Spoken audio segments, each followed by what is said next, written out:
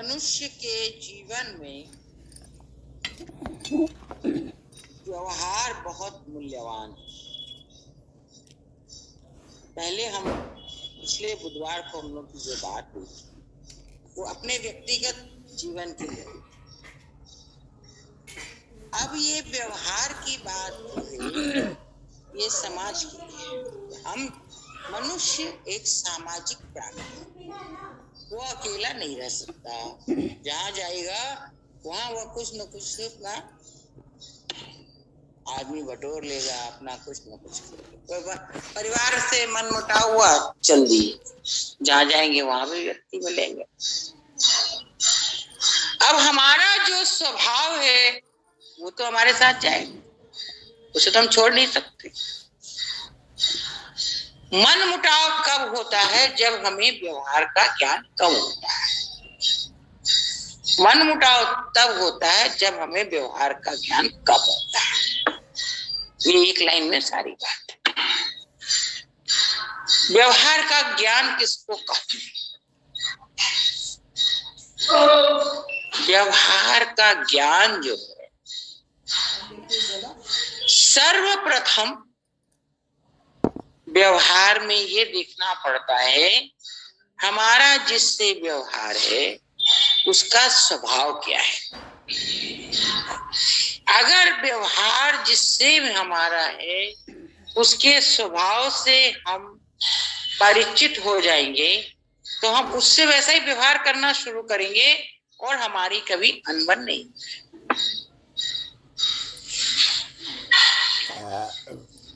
व्यवहार तब बिगड़ता है जब विपरीतता आती है, और विपरीतता में जो समन्वय नहीं कर सकता वो व्यवहार नहीं निभा सकता।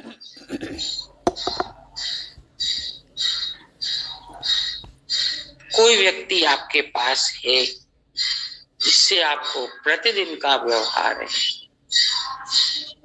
आपका व्यवहार उसको प्रतिकूल पड़ रहा है, अपने आप को समेट लीजिए।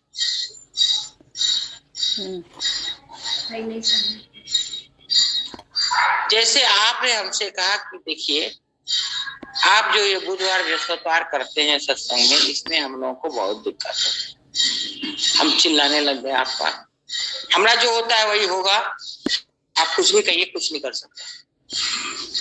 हम आपको प्यार से भी कह सकते हैं कि देखिए इस समस्या के कारण ऐसा हो रहा है, फिर हम आपके ऊपर चिल्लाने लग गए तो दोबारा आपको समझ में आ जाएगा कि समझने वाली तो है नहीं।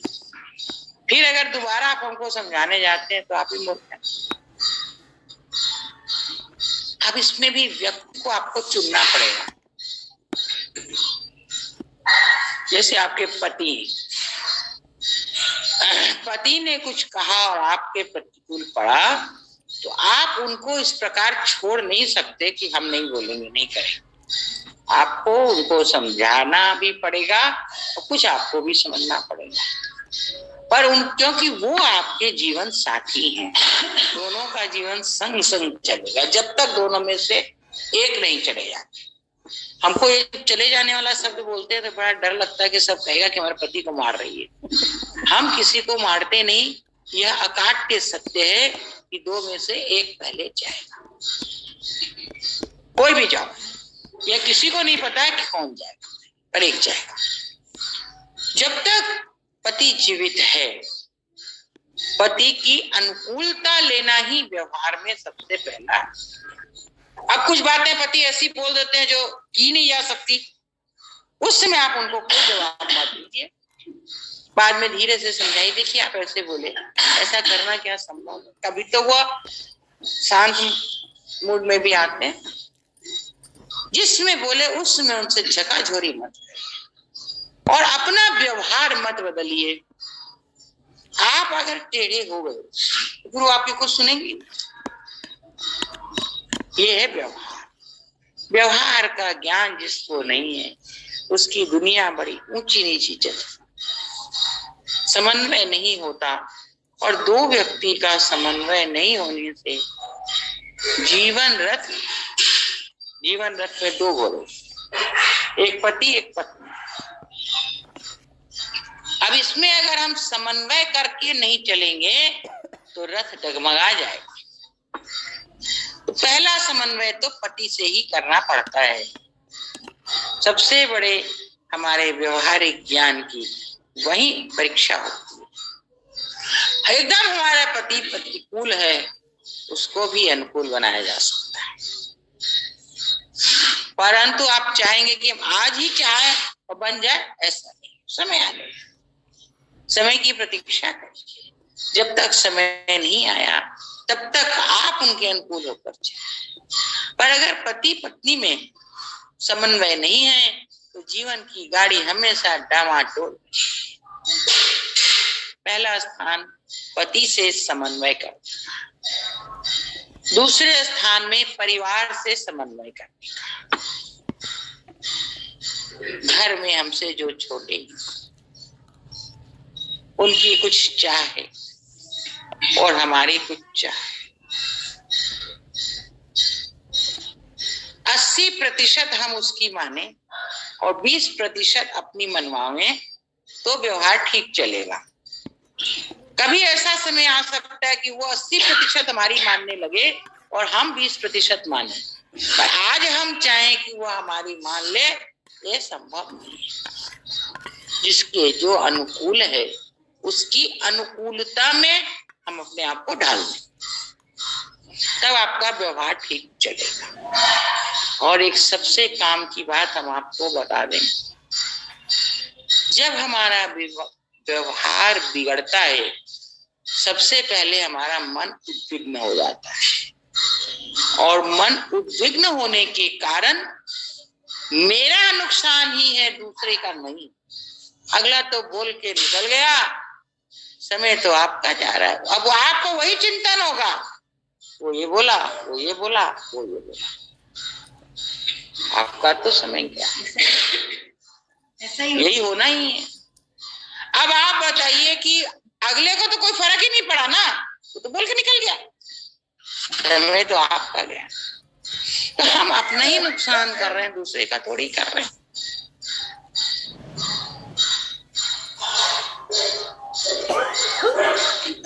हाँ, ये बात हो गई ना। आजकल के जो छोटे हैं वो समझते हम आज, जैसे हम आज ही घर की मालकिन बन गए।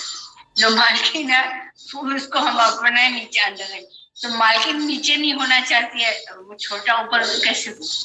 तो मालकिन अगर नीचे नहीं होना चाहती है, मालकिन की कमी है ना? नहीं, वो नहीं, ऐसी कुछ बात नहीं है। हमको ऐसा क्यों बोल दिया, ये बात ऐसी क्यों होगी, हम किसी की सुनेंगे नहीं, ऐसी सब छोटी छोटी बातें होती है ना।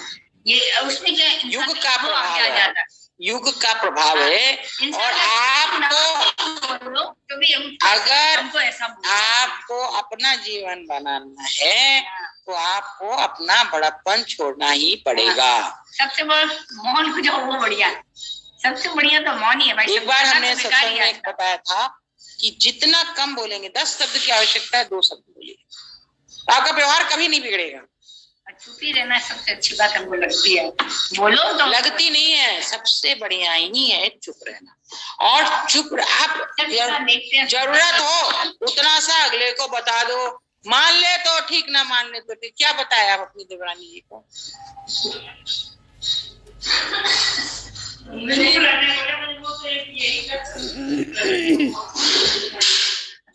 नहीं रहिएगा तो 4-5 सुनिएगा। हाँ तो सुनिए, सुनाइए, यही जीवन रह गया ना, वही जीवन रह गया ना, वो ठीक है, और जीवन वही रह गया ना। अगर आप मौन रह गए तो उतने देर आप जब कर लीजिए, न सुनने की जरूरत, न सुनाने की जरूरत। और तो चुप नहीं रह सकते तो सबसे बड़ी कमी है, सबसे बड़ी कमी चुप न रहना। सब हमारी सावित्री की एक ही जगह है, चुप रहिए। अभी हम किसी को कुछ कह रहे थे तो क्या बोल रही बीच में, बोले बात कहाँ से लाई तू, मतलब सुननी। हाँ, दूध की क्या बात हो रही है? अरे दूध है कहाँ, अभी दूध का क्या बात हो रहा है, सब्जी का बात हो रहा है। बोला दूध की क्या बात हो रही है? अरे दूध की बात ही को नहीं हो रही, बात सब्जी की हो रही है। तो नहीं सुना तो चुप रहा। बोला क्या करूं, जब तक जीऊंगी बोलूंगी। बोले तब तक झगड़ा होएगा। क्या बोले दूध का लिया? अरे दूध का लिया, दूध को नाम भी कौन ले? हम बात कर रहे हैं सब्जी की, आप बोल रहे दूध के लिए क्या बोले। अब अगर हमारा आवश्यक नहीं है बोलना तो हमें नहीं बोलना चाहिए। आप अपनी बात एक बार समझा दीजिए, हमको ये पसंद है, इस तरह से करो, ना करे क्या नहीं, परंतु उसके प्रति द्वेष मत रखिए। सबसे बड़ी बात है, उसके प्रति आपकी कोई बात न माने, उसके प्रति द्वेष मत करिए। ये तो मेरी बात ही नहीं मानता तो क्या करना है ना।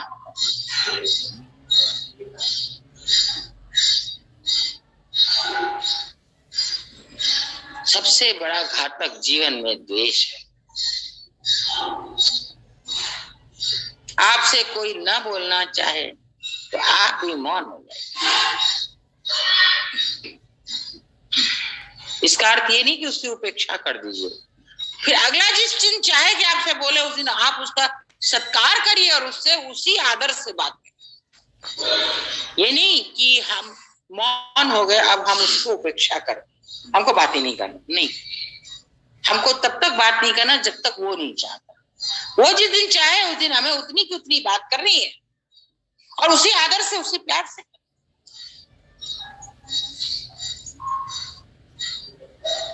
आपको कोई एक थप्पड़ मार दे तब तो आपका पारा आसमान में चला जाएगा, है ना, वो भी छोटा। आप उसमें ये सोचिए मेरा प्रारब्ध था, आपको गुस्सा नहीं है, अच्छा किया मेरा प्रारब्ध पूरा कर दिया, मारा तो। दूसरे क्षण वह क्रोध में आपसे बात न करे, आप जाके उससे बात कर लीजिए। एक बार दो बार वो पानी पानी नहीं होगा, तीसरी बार हो जाएगा, चौथी बार हो जाएगा, साल भर बाद हो जाएगा। आपका उससे कर्म नहीं बना, आपके मन को अशांति नहीं मिली। दो आदमी कुछ बात कर रहे हैं, आपने उड़ती पुड़ती एक बात सुन ली और आपके मन में ये तो मेरे लिए ऐसे बोल रहा था, बस वो फिर दुश्मन हो गया। बोलने वाला अपनी दृष्टि से कुछ सोच कर बोलता है, आपको वो पता नहीं। आपसे नाराज है, उसको पूछ लीजिए तुमने ऐसा कहा क्यों, हमको अच्छा नहीं लगा। नहीं बोल सकते तो आप, वो हमको नहीं बोला ना, किसी को बोल रहा था, हमें उससे क्या लेना है, हमें बोलेगा तब समझो, तो उस बात को अनसुना कर दीजिए। हम तो यही करते हैं। हमें कभी भी किसी ने कहा ना, एक बार आपकी सासू जी के पास में कोई राधा बाई नाम की सत्संगी महिला आई, तो उन्होंने कहा कि मीरा अपना जीवन बर्बाद कर रही है प्रपंच में, उसको भजन करना चाहिए। आके हमको किसी ने कहा कि मुन्ना जी का भाई थी, आई बोला थी तेरा लिए। हम बोले इससे बढ़िया बात और क्या बोल सकती है, वो मेरे को देखी नहीं आज तक, और मेरी कितनी बड़ी शुभ चिंता है कि हमको भजन करना चाहिए, जीवन तो उसी के लिए है। अब मेरा प्रपंच नहीं छूटता तो हम क्या करें, कमी मेरी है ना, उनकी तो नहीं है। वो जाकर वैसी की वैसी बात राधा भाई को बोली, तो मीरा को हम बोले तो मीरा ऐसे बोली, तो वो उनको बोली तब तो मीरा से एक बार मिलना चाहिए। अब वो आ गई दिन मिलने, हमको पता नहीं है राधा भाई है, और आई तो बिना पाँव धोए आ गई आगे। हमारी वही ऑफिस थी, उन्होंने कहा कि आप जैसा पाँव धो लीजिए। अच्छा हमको मालूम नहीं, गेट पर जो कहा जाए इनका पाँव धुला के तो दर्शन करके उसी को बोलती है हमको मीराबाई से मिलना है। तो गेट पर ऑफिस में जो आपको बोल रही थी पाँव धोने, वही तो मीराबाई है। हाँ, अब वो हमसे मिली 2 मिनट, फिर चली गई मुन्ना जी। मुन्ना जी को जाकर बोलती है ऑफिस में तो इतना प्रपंच फैला रखी है, दिन भर उठे बैठी रहा, ये करा नहीं करा पतो को नहीं, मेरा समझ तो कितना लिखा पड़ी है, जो दिन भर उमय लागी रहा, गेट पर बैठी रहा, आएगा ना देखती रहा।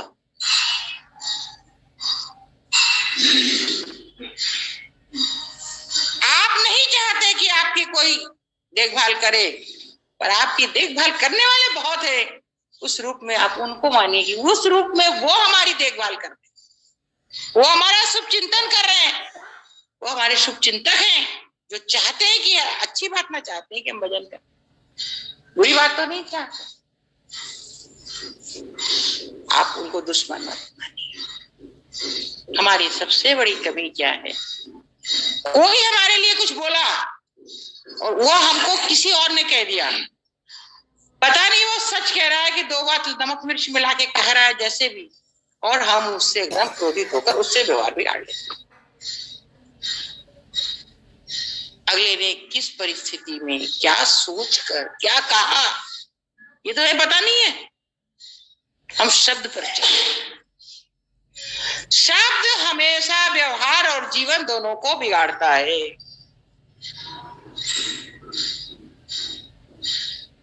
आपसे बहुत दुश्मनी कोई रखता हो, वो आपके लिए हमेशा विपरीत बोलेगा, ठीक है। अब आप भी अगर उसके प्रति विपरीत भावना करने लगेंगे तो उसकी दुश्मनी बढ़ती चली जाए।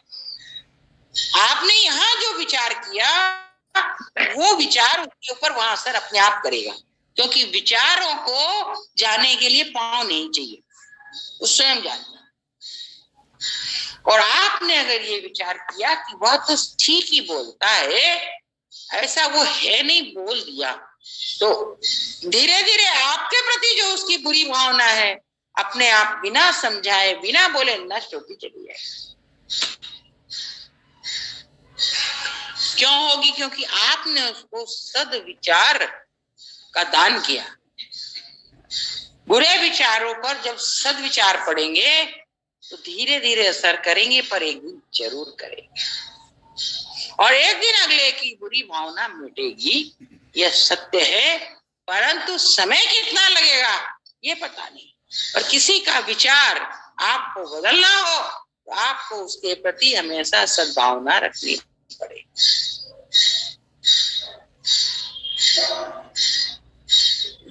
और हम सद्भावना नहीं करके अगर उसी की तरह विपरीत भावना करने लगेंगे तो दोनों की विपरीत भावना टकराकर एक बहुत बड़ा जड़ लेकर वह विपरीतता में बढ़ता ही चला जाए। विपरीतता को खत्म करने के लिए आपको हमेशा अपनी सद्भावना का दान करना है। आप उसको जाकर के देखो, तुम हमारे प्रति बुरी भावना मत रखा करो, तो आपको मारने वाला। आपको उससे जाकर नहीं बोलना, अपनी भावना को वहां भेजकर उसकी भावना को सही कर देना है। तो आपको ये बात समझ में इसलिए नहीं आएगी कि भावना से भावना का टकराव कैसे होता है, ये विषय आपके पास कोई आए मारने के लिए आपको, अरे रे आ गया, आओ बैठो चाय पियो, वो मारना भूल जाएगा। और आपको पहले से खबर है कि वो मारने के लिए आएगा, तो आप आते सोचेंगे अब तो ये हमको मारने वाला है, तो वो ठीक आपको मार देगा। और आप ये सोचेंगे प्रभु तो आए, कैसे मार देंगे, आइए बैठिए, आप अपना काम बाद में करिएगा, पहले थोड़ा चाय पी लीजिए, थोड़ा नाश्ता कर लीजिए, बैठिए 2 मिनट बात करें, भूल जाएगा कि हमको मारने आए। आप अपनी सद्भावना से किसी की भावना बदल सकते हैं, पर आप अपनी दुर्भावना से उसकी भावना में अग्नि डाल सकते हैं, दुगना कर सकते हैं। किसी को बदलना हो तो हमेशा हमेशा अपनी सद्भावना वहां पे। आप सोचेंगे हम तो यहाँ, वो दिल्ली में है, हमारी सद्भावना वहां कैसे पहुंचेगी? बिल्कुल पहुंचेगी, सद्भावना को पाँव नहीं होता। आप वो ठीक जानती है आप किसके प्रति भावना कर रहे हैं, और वो बिना पाँव के वहां चली जाएगी। व्यक्ति पहचानती, स्थान पहचानती, कहाँ जाना है और किसके पास जाना है, वो अच्छी तरह हमारी भावना जानती है। और हम जब सद्भावना करेंगे तो वहां जाके ही टकरा जाएगी। उसके लिए हमें कुछ करना नहीं पड़ेगा, केवल सद्भावना करनी पड़ेगी। सद्भावना का दान आज विश्व में सबसे बड़ा दान है। सद्भावना के दान से बड़ा दान कुछ नहीं। हम सद्भावना से किसी को गलत रास्ते पर चलते हुए को सुधार सकते हैं, और हम दुर्भावना से सही रास्ते चलने वाले को भी गलत बना सकते। ये एक बहुत बड़ा अंतर है हमारी विचारधारा। जीवन में एक संकल्प लीजिए कि हमारे साथ कोई कैसा भी करे, हम सबके प्रति अच्छी भावना लेकर चलेंगे। बस हमारे मन में किसी के प्रति कोई दुर्भावना को स्थान ही ना मिले, ऐसा सोच कर सब अच्छा ही अच्छा होगा, बुरे को कोई स्थान नहीं। परंतु हमसे ऐसा होता नहीं। कोई मुंह पर बोले तो क्या, तो कोई कह दिया उसकी कही हुई तभी हम चल पड़े कि वो तो ऐसा बोलता हमारे लिए। संत लोग कहते हैं, निंदक नियरे राखे आंगन कुटी छवाए, बिन साबुन बिन पानी सहज ही मैल धुल जाए। हम तो उसको दुश्मन सोचते।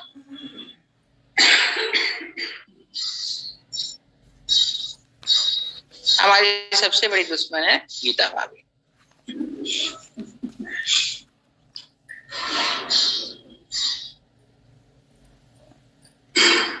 जो दुश्मन वही सबसे प्यारा भी होता है। या प्यारा कमाई ना दुश्मन। आप व्यवहार करते समय उस स्थान पर स्वयं को ले जाइए और स्वयं को ले जाकर सोचिए कि हम जो व्यवहार दूसरे से कर रहे हैं, वो व्यवहार अगर अगला हमसे करे तो हमें कैसा लगेगा? आपका व्यवहार तुरंत बदल जाएगा।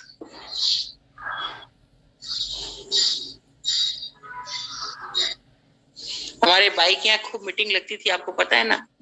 खूब पता है आपको। तो आपके सासू जी, आप भी बहुत बार मीटिंग में आई हैं। भाई इनको बहुत ज्यादा मानते थे, बहुत बार इनको मीटिंग में भी बुलाते थे। और ये तो कीर्तन मंडली तो उनकी प्रधान रहती थी। सबसे ज्यादा मीटिंग में ज्ञान भाई का रोल रहता था। भाई उनको विषय भक्त कहते थे। एक बार की बात है, यहाँ घंटा बजा रही थी और आरती हो रही थी और ऐसे सहारा लेके गेट की तरफ देख रही थी। अचानक भाई उधर, भाई की आंख से 2 आंसू गिरे और भाई ने कहा कि ज्ञान भाई, आप विषयी भक्त तो थे सो थे, अब तो आपका पूर्ण मुंह संसार की तरफ हो गया। इधर भगवान की आरती हो रही है और आप संसार की तरफ देख रही हैं। इनका मुंह लोगों से भी ज्यादा खराब है, जो देखने में आपको अच्छा नहीं लग रहा है। बस उसके बाद 2 ही 4 दिन वो आप ही बीमार हो। यहाँ से उठकर उन्होंने कहा कि ज्ञान भाई का मुंह पूर्ण संसारिक हो गया है, अब इनकी खैर नहीं। अब ये बात उनको कोई कहता थोड़ी, लेकिन उसके बाद वो 1 या 2 दिन ही घंटा बजा पाई। हम संसार में रहकर भी भगवान की तरफ मुख करके चले, भगवान की तरफ खड़े होकर तो संसार की तरफ करने की।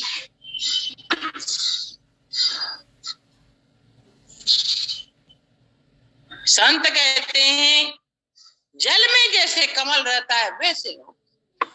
कमल की उत्पत्ति कीचड़ से होती है, पर वह स्वच्छ जल के ऊपर रहता है। उस जल से भी उसको कोई लेना देना नहीं है, जिससे उसकी उत्पत्ति हुई उससे भी उसको कोई लेना देना नहीं है। हमको संसार वैसे ही रहना चाहिए। संसार एक कीचड़ है, कीचड़ से हमारी उत्पत्ति हुई है। संसार से बड़ा कीचड़ कुछ नहीं है, उससे हमारी उत्पत्ति हुई। एक हमारा परिवार जल है, परिवार से ही हम वृद्धि को प्राप्त हो रहे हैं, पर उससे भी हमें लिपटना नहीं है, वो जल से भी हमें ऊपर रहना है कमल के। फिर उस कमल को तोड़कर प्रभु के चरणों में अर्पित कर दिया जाता है।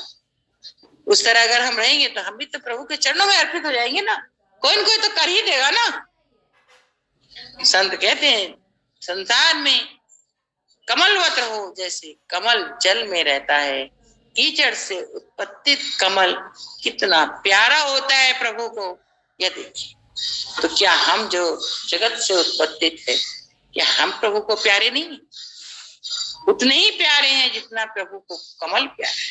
हर पूजन में 108 कमल लाओ, 1008 कमल लाओ।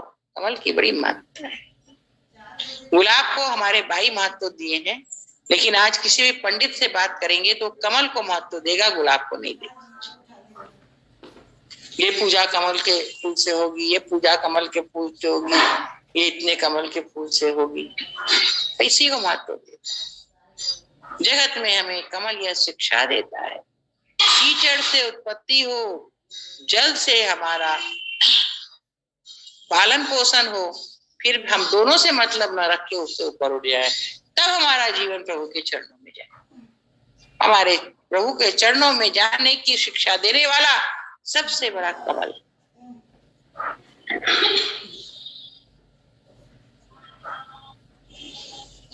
हमारे भाई कहा करते थे, निकुंज प्रदेश में गुलाब का बहुत महत्व है।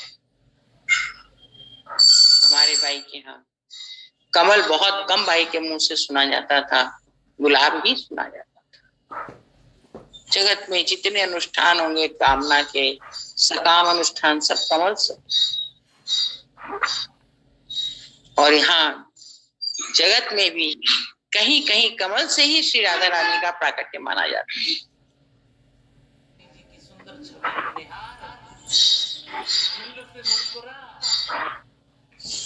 हमें हमेशा एक बात गांठ बांध लेनी चाहिए, हमें दूसरे से कोई मतलब नहीं। कोई मेरे सामने आके बोलेगा, हम उसकी परवाह करेंगे, उसकी भी परवाह नहीं करेंगे।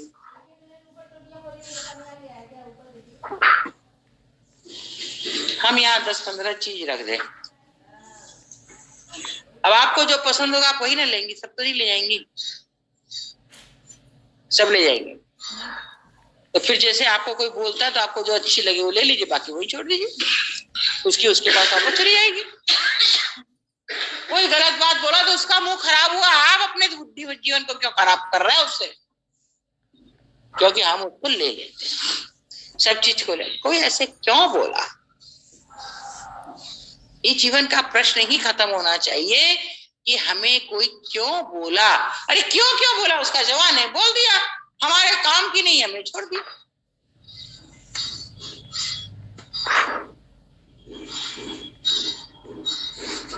अन्नकूट में 400 तरह का सामग्री बना होगा, हमें 2 ही चीज पसंद थी, हम दोनों चीज उठा लिए, वो भी चुरा के। सब पे तो हाथ नहीं मारे ना। करेला का डब्बा जैसे ही खुला, बंद करके हमने कहा इसको रख दो। करेला क्या? तो मैदा का इतना बड़ा बेली है, उसको कट करके ऐसे करेला जैसा बना दिया। तो डब्बा खोल के हमको कोई देखने भी नहीं दिए, बंद करके प्रसाद घर में रख दिए। खाजा आया, बोले ये मीठा, ये फीका। मीठा का तो छुए नहीं, और फीका खाजा की पोटली उठा के रखवा दी, कोई को दिए नहीं, एक भी नहीं। अब उतनी चीज में हमें 2 ही पसंद थी, हमने 2 ही ली। उस तरह हमें जो कोई बोले तो उतनी बात हम लें, इतनी हमें जरूरत है। नहीं तो अगला बोला, अगले का मुंह खराब हुआ, हमारा क्या बिगड़ा? हम अपना समय, अपना दिमाग, अपना विवेक उसमें क्यों लगाए? नुकसान तो हमारा। तो बोल के निकल गया, वो सामग्री सारी पट गई, हम क्यों माथा लाए? हमसे कोई कुछ पूछता है कि ये बना कि नहीं बना, हम देखे ही नहीं। कोई चीज ध्यान में है तो हम बता देते, बोला भाई इतना हम नहीं बता सकते। कल हमारे पास एक जन का फोन आया, कल नहीं 3 दिन पहले, बोले अन्नकूट का जो आपका दर्शन हम किए ना, इतनी चीज देख के हमारा मन किया कि उठा के जल्दी खा ले। हमने कहा हम तो कलकत्ते बहुत जगह प्रसाद भेजे थे, आपका हमारे पास एड्रेस नहीं था, नहीं आपका भी भेज देते, अब आप अपना एड्रेस भेज दीजिए तो हम आपको प्रसाद। मुझे 2 दिन तक एड्रेस नहीं भेजा।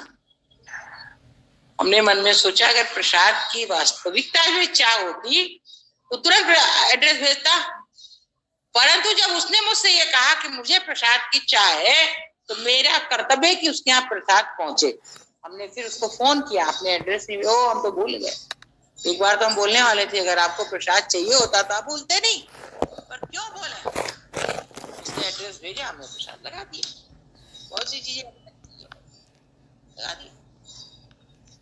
हमें जिस वस्तु की चाह होती है उसके पीछे हाथ धो के पड़ जाते हैं, हमें मिलना चाहिए। और जिस चीज की चाह नहीं होती मुंह से बोल देते हैं तो ऐसा होता तो बहुत अच्छा, कोई परवाही नहीं। सबसे पहले यह समझिए हम उस जिस चीज की हमें चाह है उसके लिए क्या कर सकते हैं, प्राप्त करने के लिए क्या कर सकते हैं, ये सोचिए। कितनी आसानी से हमें मिल जाए वही ना हम सोचेंगे, भाई इतनी आसानी से मिल जाएगा। उसका रास्ता ढूंढते हैं कि नहीं ढूंढते? ये तो बहुत सीधा सा रास्ता था कि तुम एड्रेस भेजो, तुम्हारे घर प्रसाद पहुंच जाएगा। फिर भी उसने एड्रेस नहीं भेजा, इसका मतलब वो मुंह से बोल रही थी कि हमारा खाने का मन किया। अगर सच में बोलती तो सुनती जब कि प्रसाद हमको मिलने भेज देगी तो तुरंत एड्रेस, सब काम छोड़ के एड्रेस भेजती। ऊपर से बोल रही थी, ठीक है हमें उसका भी स्वागत करना, हमें बोली ना, बस हमारे लिए इतना ही पर्याप्त। दूसरे दिन फोन क्यों मत भूल, मन में हम सोचे आप भूल नहीं गए, आप वो हमको खुश करने के लिए बोल रहे थे कि लेके खा ले।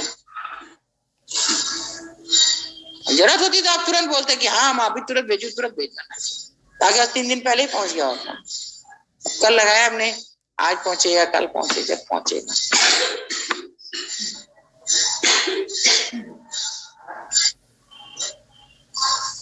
चाह को राह है, चाह राह बिना नहीं चलती। हमें जिस चीज की चाह होगी हम उसका रास्ता निकाल लें, और यहाँ आने का ये रास्ता बंद हो जाए, आप सोचेंगे ये बंद है तो क्यों घूम का जाऊंगा, घूमने तो पड़ोगे, चलो वैरायटी की तरफ आ जाओ, क्योंकि आपको मेला से आना।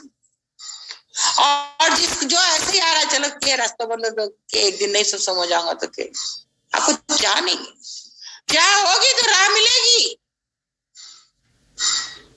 चाह को राह ना हो ऐसा हो नहीं सकता।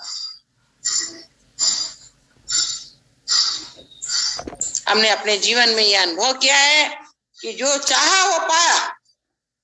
आज तक ऐसी कोई वस्तु नहीं है जो हमने चाहा हो और हमें न मिले। भौतिक पदार्थ जैसे पैसा, हम चाहेंगे उतना हमें मिल जाए आवश्यक। भौतिक पदार्थ हमारी चाह से मिल जाए आवश्यक नहीं है, वो मेरे भाग्य में होगा उतना ही मिलेगा। व्यक्ति हम चाहे मेरे को वो मिल जाए और उसका मेरे साथ संयोग नहीं है तो कभी नहीं मिलेगा। पर हम ये चाहें हमें 10 फूल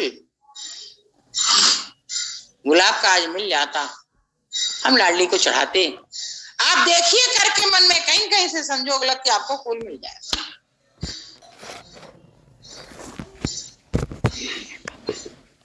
आज हम सोच रहे थे सुबह 4 बजे रामायण होती है, उस दिन तो 4 बजे से सुनने मिलती है, और जिस दिन नहीं होती है उस दिन तो खाली जाता है। 6:30 पौने 7 बजी होगी, बीना भाई का फोन आया, बोले जिस दिन रामायण नहीं रहती बड़ा सुनो लगा, तो बोले 2 घंटा कीर्तन कर लिया करिए।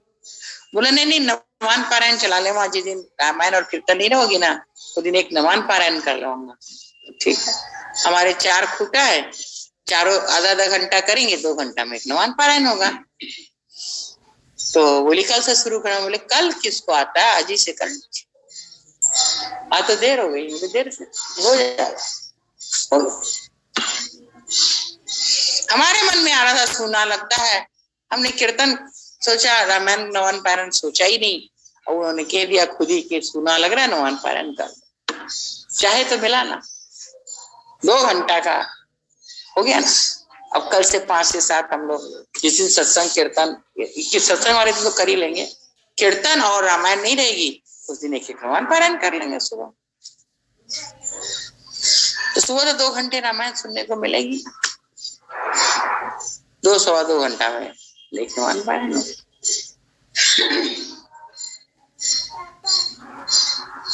3 माला की हमारी इच्छा है, 3 माला हम रामायण की प्रभु को समर्पित करें, लाडली के चरणों में चढ़ाएं। हो तो ठीक, नहीं हो तो ठीक, उसमें भी हम बंधे नहीं है।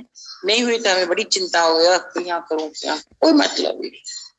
हमने सोचा पूरा करना उनके हाथ में है। हम लोग सोचते हैं, हमने सोचा वो क्यों नहीं हुआ, अरे नहीं हुआ, नहीं हुआ, होना है होगा, संयोग होगा होगा, प्रारब्ध में होगा होगा, कृपा होगी होगा। कुछ चीजें प्रारब्ध से होती हैं, कुछ संयोग से होती हैं, कुछ कृपा से होती है।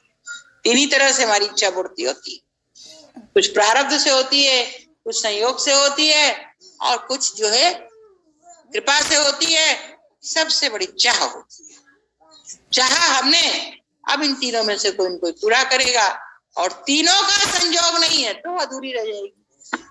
अब वो जो अधूरी रहती है ना, उसमें हम दुखी हो जाते हैं। अरे हम चाहे हुआ नहीं हुआ तो बहुत अच्छी बात, क्या बिगड़ा, नहीं हुआ तो नहीं हो। ये भी हमारे आग्रह नहीं होना चाहिए कि हमने जो चाहा वह पूरा क्यों नहीं हुआ, अरे नहीं हुआ, नहीं हुआ। हमसे कोई कुछ चाहता है तो क्या हम उसकी सारी मन का बात पूरा करते? तो हमारी भी नहीं हुई, इसमें हमें दुखी होने की क्या बात है? पर हम इतने दुखी हो जाते हैं, इतने दुखी हो जाते हैं कि हम उसमें चिपक कर दुखी होते। जो आया उससे बात किया रहे, उसका क्या, हमारा तो समय जा रहे, समय का मूल्य हम नहीं।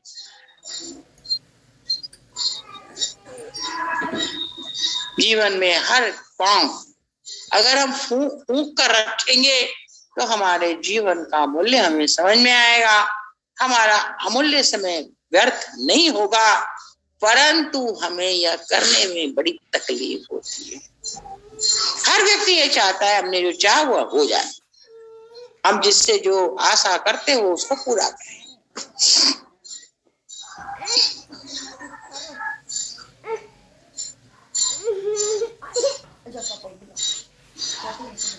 हम ये भूल जाते हैं, हमसे जो चाह रहा है क्या हम उसकी पूरी इच्छा पूरी करते हैं?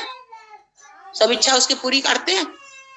फिर हम क्यों चाहते हैं कि हमने चाहा वो हमारी सब कोई पूरी कर दे? तो आपको आके बोलेगा वो यहाँ चाहो तो तू ना यहाँ जवाब दे, क्या करूं, मेरे से को नहीं हो तो मैं जवाब दे दी।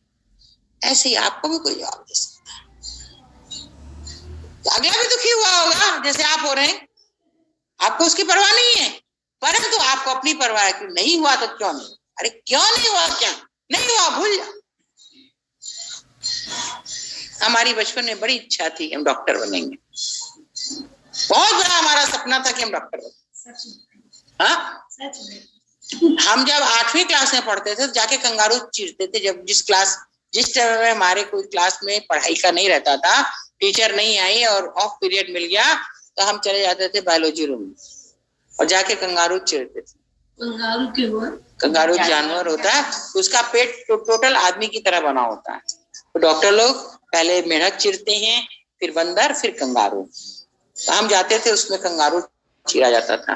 बड़ी उससे बचपन से हम बहुत छोटे जब थे, 4, 5, 6 साल के, तब से किसी को घाव होता था उसका चीरा फाड़ी करके खून बहा के पट्टी करा करते।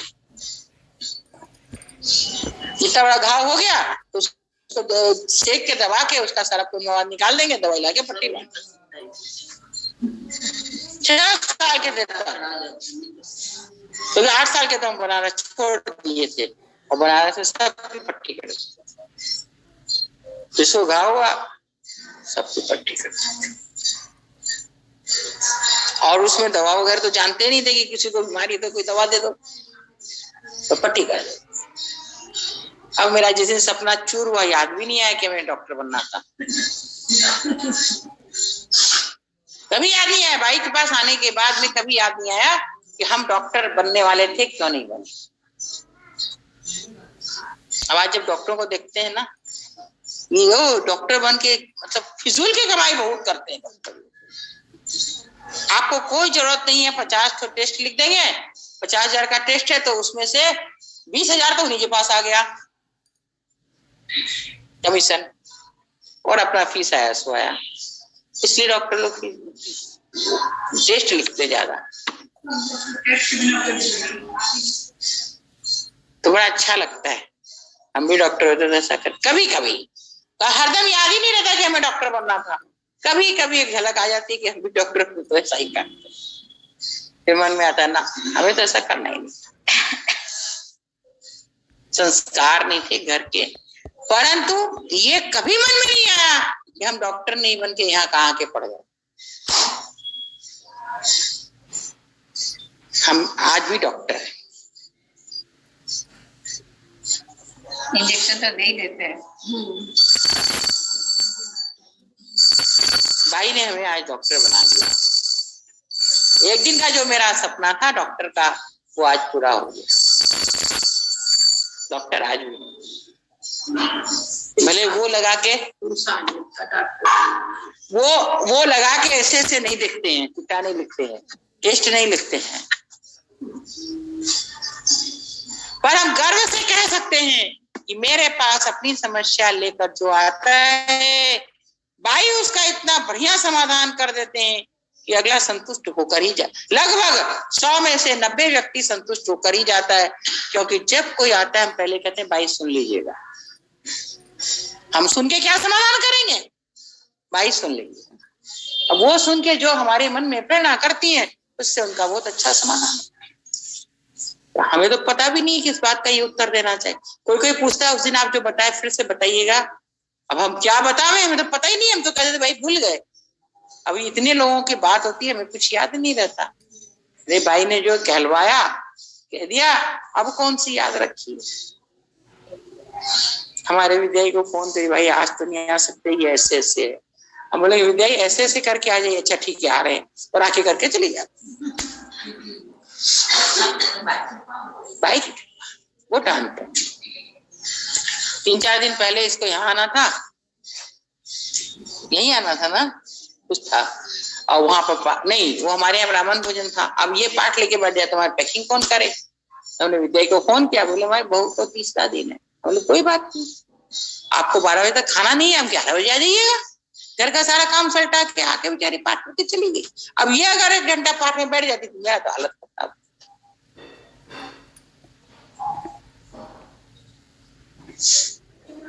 इस बार हमारे पास एक स्टाफ कम और काम उतना का उतना। तो हमने भाई से कह दिया आपका संकल्प से काम हो रहे हैं, आप जानिए कैसे होगा। कलकत्ते से 4 जनियां आए पिछली बार, एक स्टाफ भी ज्यादा था, उसके बाद भी इतनी आसानी से काम नहीं हुआ जितनी आसानी से इस बार हुआ। सब बैठे ही रहे, खाली ही रहे। पहले उनको कह दिया कि देखो, उन्होंने ऐसा देखा। हम लोग 10:30 के पहले पैकिंग ही नहीं शुरू करते हैं। 9 बजे पैकिंग शुरू हो गई, 12 बजे तक तो लगभग पैकिंग हो गई। और पंडित लोग आके खड़े रहते थे और पैकिंग ही नहीं मिलती थी। इस बार तो मतलब पैकिंग पड़ी है, लेने वाला नहीं है। 1:30-2 बजे तो ये आ गई, बोले सब पैकिंग हो गई। और हरदम 3 बजे तक पैकिंग ही होती है। पूरी नहीं बना, ये नहीं मिला, वो नहीं मिला, तो सब कुछ पहले से है। 11 बजे के पहले रायता ही नहीं आता। इस बार 9:30 में रायता ही आ गया बन। तो हम करता रहते हैं तब बड़ी तकलीफ होती है। फिर भाई को करता बनाया तो कितने आसानी से काम हुआ। पंकज नहीं, एक स्टाफ का, उसके बाद इतना बढ़िया से। और आलू तो कहे कि इस बार हम छीले ही नहीं जाएंगे। आपकी सब्जी खूब बचेगी ना? नहीं, वो निकुंज डाला ना, उसको बार बार बोलने जैसे भरो भरो, भरता ही नहीं था। ये तो घट, हम डालते तो घट जाते। अब वो इतना कम डाल रहा था, कितनी बार उसको टोके। हाँ, हमारा एक बार तो मन किया सब्जी भी ऊपर रख ले, दोनों हम डाल देंगे, तो हम खाली पड़े थे। लेकिन अब कुछ को बुरा लग जाता है। नहीं हम डाल रहे हैं ना, हम डाल रहे हैं। 5-7 बार हम बोले देखो कुछ सब में कम है, थोड़ा डालो। हर बार बोलते भी नहीं बनता है ना, सब्जी बिल्कुल नहीं बचती, घट जाती। हरदम 40 किलो 45 किलो आलू छीलना पड़ता है, 90 किलो 80 किलो आलू छीलना पड़ा। और आलू का छिलके ना उतरे, चिपके। नया पुराना का भी अब आधा कच्चा आधा पक्का ये सब आलू आने लग गया।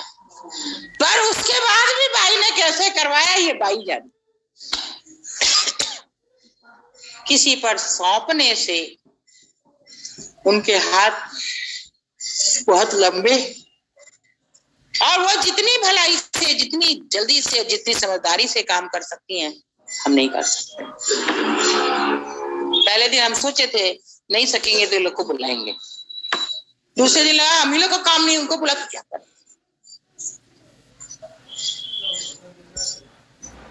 1 घंटा के लिए रितु को बुलाया, क्योंकि सावित्री बाई जो पूरी के पैकेट बना नहीं पा रही थी, 1 घंटा के लिए घड़ी देख के उसको बुलाया वापस करके, खाली पूरी की पैकेट बनाई बस।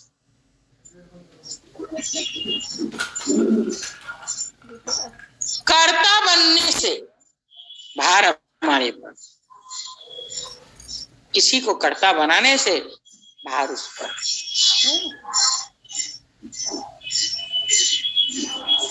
हमेशा हम कर्ता बन के काम करें, कर्ता तो बनना ही। आज हम लोगों ने 4-5 विषय को छुआ, एक आध बार बुधवार को हम लोग एक विषय पर चर्चा करेंगे,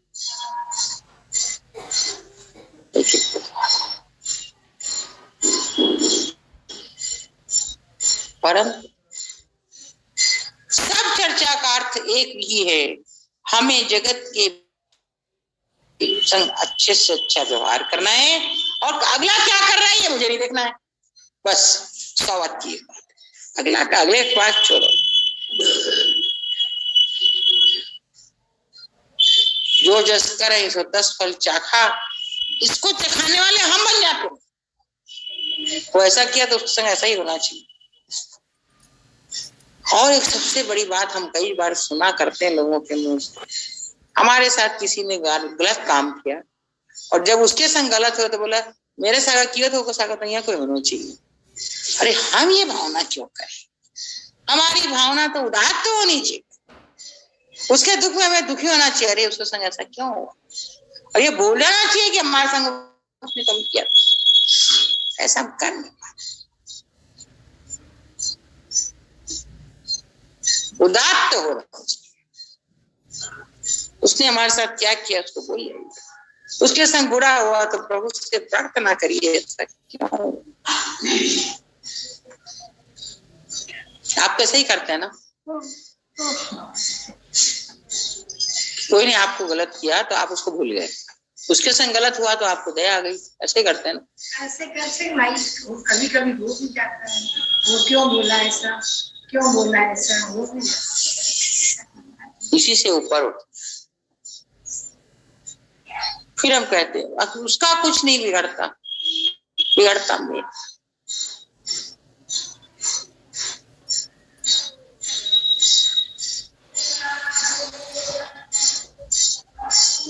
चलिए भजन सुना दीजिए मंजू, आपको जो याद।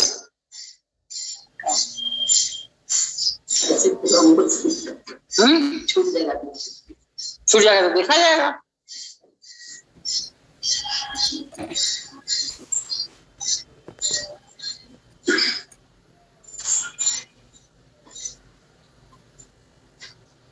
बोल बरसाने वाली